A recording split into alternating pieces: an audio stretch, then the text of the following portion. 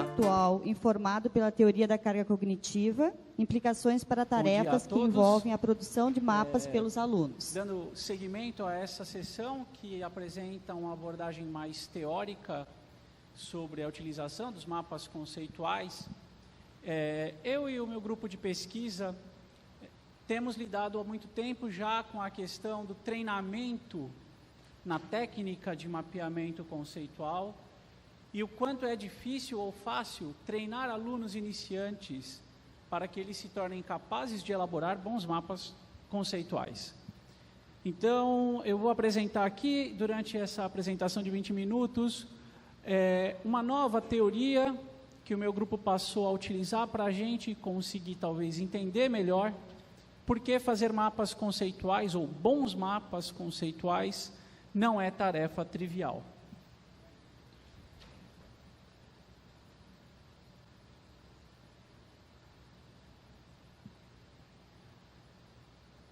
Eu não consigo passar o slide. Agora, muito bem.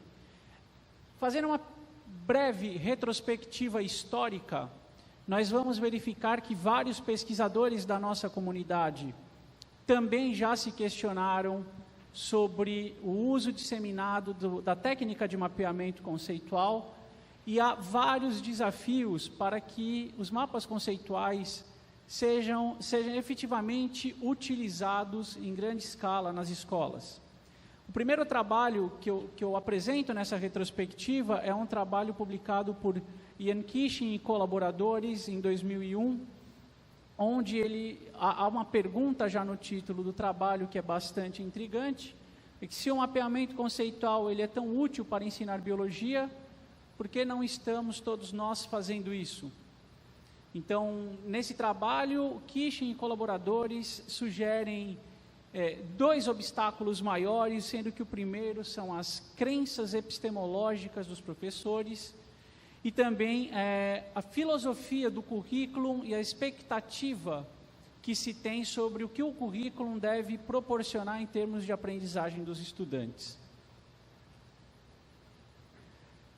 Na nossa conferência, na segunda conferência, a palestra de encerramento proferida por Canhas e Novak também nos lembra sobre a importância de examinar ou reexaminar os fundamentos teóricos da técnica de mapeamento conceitual, se nós quisermos obter os dividendos já descritos na literatura. Ou seja, se a gente quiser fazer um uso efetivo e ajudar os alunos, a buscarem continuamente a aprendizagem significativa, é preciso considerar os fundamentos teóricos da técnica, e isso foi dito já em 2006. Em 2011, nós tivemos um trabalho bastante polêmico, publicado na Science, onde era feita uma comparação do uso da técnica de mapeamento conceitual e de estudos por treinamento. O que eu quero chamar a atenção aqui é um comentário desses pesquisadores que questionam sobre o tempo necessário para se treinar alunos a fazerem bons mapas. Na opinião desses pesquisadores, é necessário mais tempo do que usualmente os outros artigos da literatura descrevem. A mensagem geral é que é muito difícil treinar alunos iniciantes nessa técnica a fazerem bons mapas conceituais em poucos minutos ou ainda poucas horas. E terminando essa linha histórica, nós teremos no encerramento dessa conferência um outro trabalho que volta a se questionar sobre a qualidade dos mapas que nós produzimos e o que os nossos alunos eventualmente produzem. Então, o Canhas, o Novak e o Pritreiska vão oferecer no encerramento uma apresentação sobre quanto bom é o meu mapa conceitual. E eu sou um bom mapeador conceitual? Essas são duas boas perguntas que ficarão reservadas para o final da nossa conferência. Nesse quadro geral, fica claro a necessidade de tratar o mapeamento conceitual em sala de aula de uma maneira diferente. Caso contrário, nós cairemos num uso puramente lúdico e o mapa conceitual vai se tornar, em pouco tempo, mais uma ferramenta que eventualmente um professor usa com os seus alunos. E a gente não vai obter os dividendos esperados em termos de aprendizagem significativa. Já em 2008, eu e o meu grupo de pesquisa oferecemos um primeiro trabalho alertando que é preciso planejar com algum cuidado as próprias atividades de treinamento em mapas conceituais. Em 2008, nós demos atenção à produção de mapas conceituais colaborativos. A pergunta que fica é: por que se insiste tanto nessa apresentação em tentar definir o que é um bom mapa? Né? O que seria esse bom mapa? É muito difícil a gente continuar avançando nessa justificativa de treinamento dos iniciantes se eu não conseguir encontrar uma definição daquilo que eu vou entender como um bom mapa conceitual. Nós precisamos lembrar que nós temos o nosso conhecimento organizado em modelos mentais e isso gera o que a gente chama de representação interna do nosso conhecimento. O que o mapeamento conceitual faz, o que os mapas conceituais nos ajudam a fazer é explicitar esta representação interna. E a gente faz isso construindo uma representação externa do conhecimento que nós temos. Bom, então, a questão é que essa representação externa na forma de mapas conceituais, ela precisa ter algum grau de relação com esses modelos mentais, com essa representação interna. Se não houver esta relação, se eu, ao olhar um mapa de um aluno meu, não conseguir reconhecer ali a informação que eventualmente ele tem nos seus modelos mentais, a utilidade desse mapa é muito reduzida, porque eu não consigo estabelecer com ele o que na literatura está registrado como ressonância pedagógica. Ou seja, uma forma de saber o que o meu aluno entende bem, o que o meu aluno não entende bem, e qual é o tipo de feedback que eu ofereço para que ele continue no seu processo de aprendizagem. Então, um bom mapa conceitual para o nosso grupo de pesquisa é um mapa conceitual que guarde relação com a representação interna do mapeador. E para você fazer um mapa conceitual representativo, é importantíssimo observar alguns elementos caros daquelas pessoas que usam a técnica já com proficiência. Definir a pergunta focal, usar proposições semanticamente claras, o Ítalo já mencionou a importância que o verbo tem no termo de ligação, para que a gente consiga explicitar as nossas ideias, as nossas relações conceituais. Tentar organizar hierarquicamente o mapa também é sempre uma boa medida, porque isso ajuda a trazer à tona conhecimentos latentes que nós temos sobre o tema. E ter em mente que fazer mapas conceituais é um processo, então revisar periodicamente, recursivamente os mapas conceituais também é uma outra boa prática. Essas 4 boas práticas, quando dominadas por um sujeito, o leva a fazer bons mapas conceituais. Em posse de bons mapas conceituais, é sempre importante lembrar que eu não estou sugerindo que esse seja um mapa conceitualmente correto. Agora, se eu obtenho um mapa de um aluno meu e eu identifico um erro conceitual nesse mapa, eu tenho a chance de fazer uma intervenção muito precisa para que ele supere ou para que ele repense as relações conceituais que estão limitadas ou inapropriadas. E aqui eu recupero uma ideia muito interessante que o professor Joseph Novak publicou em 2012, mostrando que a identificação dessas hierarquias proposicionais limitadas ou inapropriadas é o elemento fundamental para a promoção da aprendizagem significativa. E com esse slide eu reforço a minha tese de que se um bom mapa for feito por um aluno, mesmo que ele revele os erros, ele tem um valor inestimável para o processo de ensino-aprendizagem e para o processo em que se estabelece uma troca de conhecimentos do professor e seus alunos. Portanto, um dos desafios para nós usarmos de forma mais intensa o mapeamento conceitual na sala de aula é treinar os nossos alunos, que em muitos casos nunca fizeram mapas conceituais ou nunca fizeram bons mapas conceituais. E para isso nós temos que pensar em atividades de treinamento nessa técnica com muita atenção para que a gente consiga, de uma maneira bastante efetiva, capacitá-los tecnicamente a elaborar bons mapas. Esse trabalho, publicado em 2010, ele também traz uma pergunta no seu título que é bastante interessante. E essa pergunta, ela nos leva à seguinte reflexão. Você tem um mapa conceitual mal elaborado, produzido por um aluno. A pergunta é, esse mapa ele está mal elaborado porque não há uma compreensão do conteúdo de estudo, ou porque não há a compreensão da técnica de como representar o conhecimento usando mapas conceituais? E essa é uma pergunta tão importante que mostra que se a gente não souber ou não garantir que os nossos alunos são capazes de fazer bons mapas, eu não consigo responder essa pergunta. Se o meu aluno for treinado na técnica, eu sei que um mapa dele que venha com alguns problemas, muito provavelmente revela problemas de entendimento no tópico que foi mapeado. Por isso, a gente traz aqui uma proposta de decodificar, a partir da teoria da carga cognitiva, o processo em que o aluno é convidado a fazer um mapa conceitual.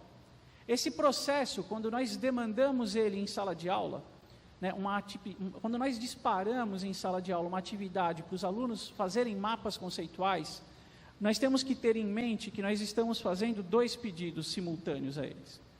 Isso requer que eles entendam e apliquem as regras de como se faz bons mapas conceituais.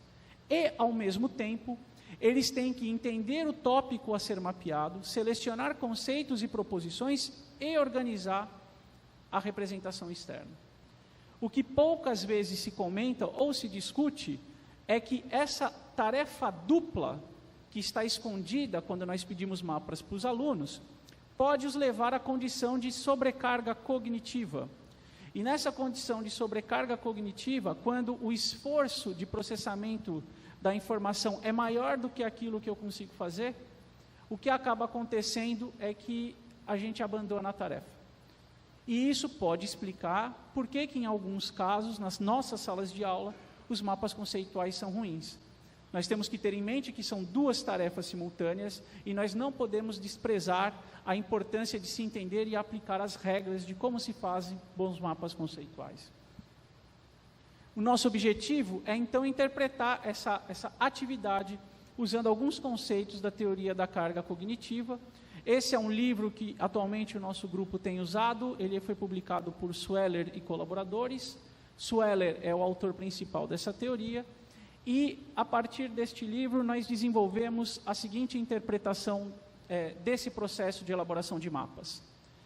O primeiro ponto é considerar como a teoria entende a nossa memória.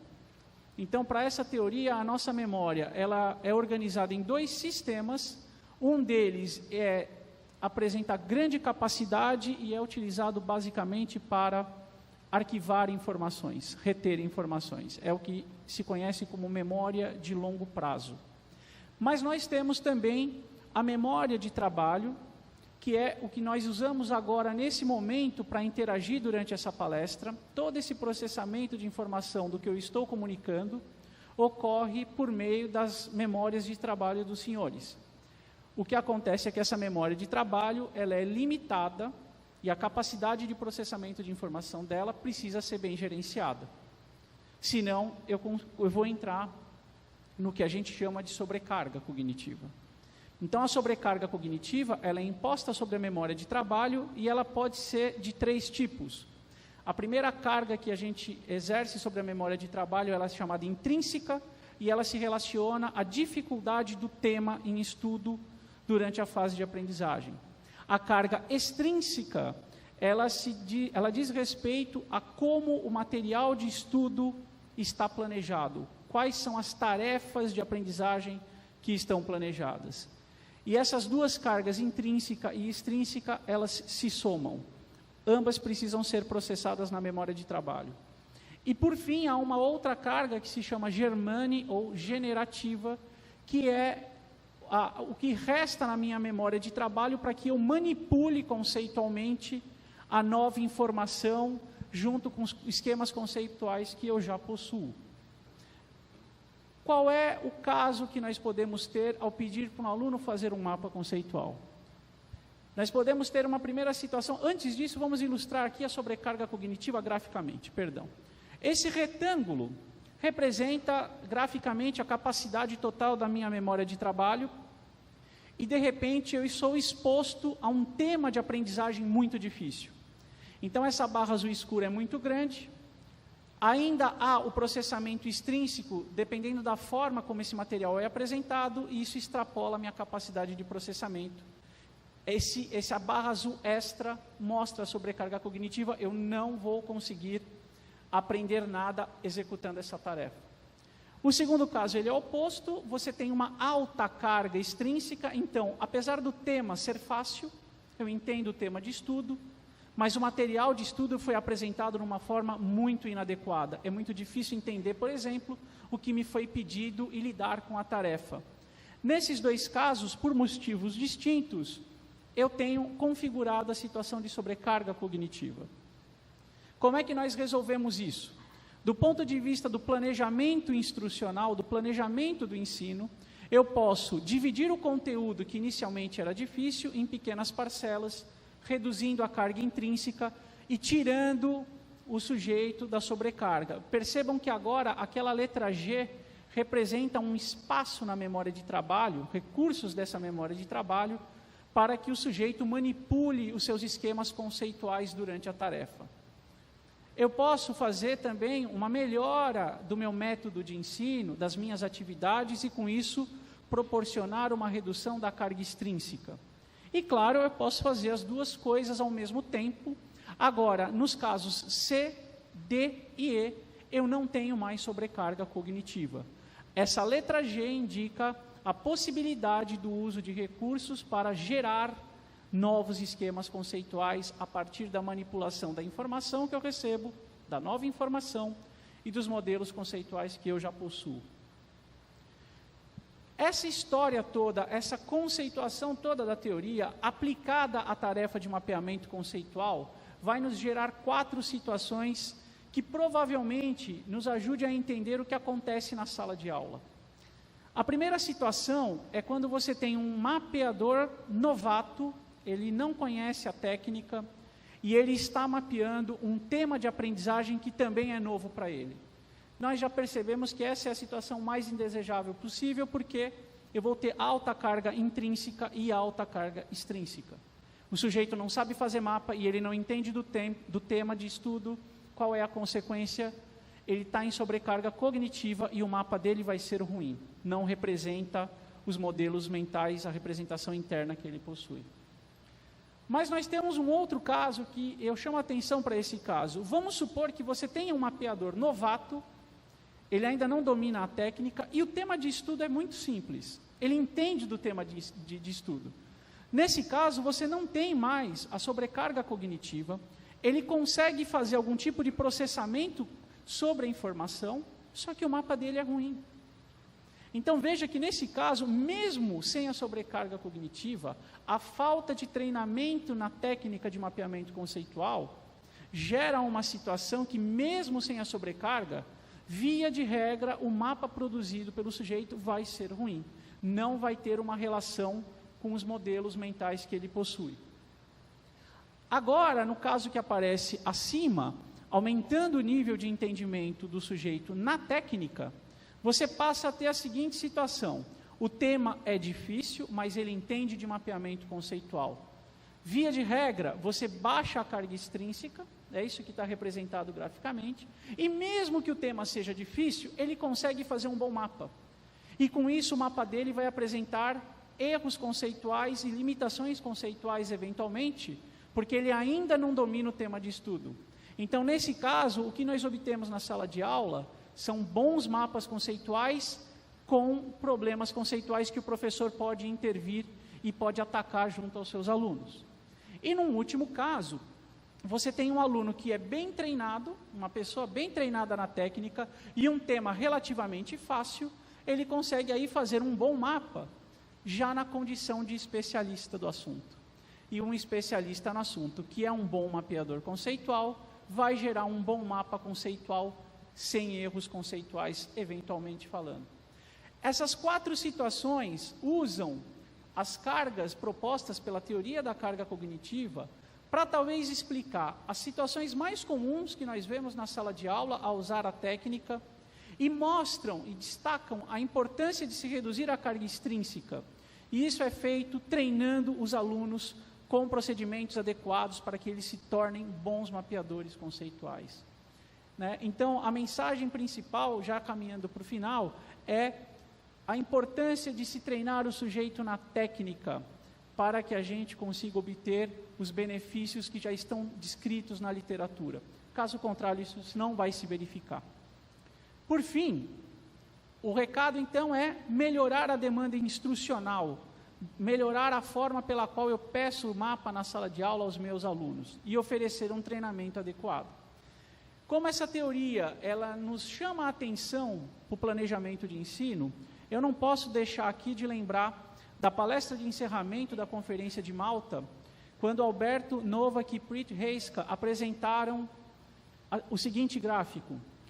Eles descrevem as várias formas que nós temos de solicitar mapas aos nossos alunos, variando a liberdade de conteúdo e de estrutura. Considerando os preceitos dessa teoria da carga cognitiva, nosso grupo de pesquisa em sala de aula tem obtido bons resultados quando as demandas de mapa conceitual são feitas não no grau total de liberdade, seja em termos de conteúdo, ou de estrutura. Nós gostamos muito de, ao pedir mapas para os alunos, de definir a pergunta focal e de definir um conceito raiz. Isso também tem uma outra vantagem adicional para o professor, além de reduzir a carga extrínseca da atividade, que é uma vantagem para o aluno. A outra vantagem é que o professor consegue um conjunto de mapas obtidos em condições muito parecidas. Então, a avaliação desses mapas de forma comparativa, ela é feita de uma maneira muito mais fácil. As conclusões são basicamente 3. A teoria da carga cognitiva pode nos ajudar a entender melhor a real importância do treinamento dos mapeadores e talvez perceber que essa não é uma tarefa tão trivial quanto parece. Fazer bons mapas conceituais requer mais do que o bom uso dos programas que nós dispomos para fazer os tais mapas.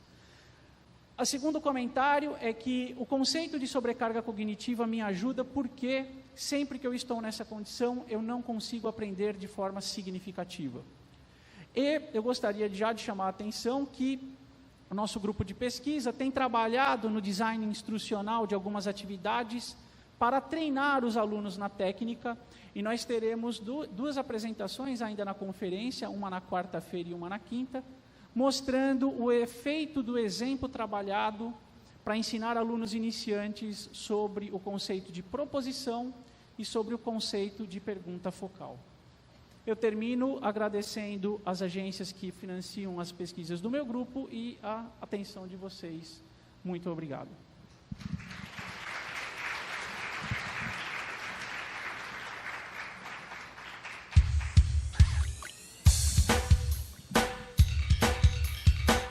Obrigada, Paulo, pela apresentação. Abrimos para perguntas.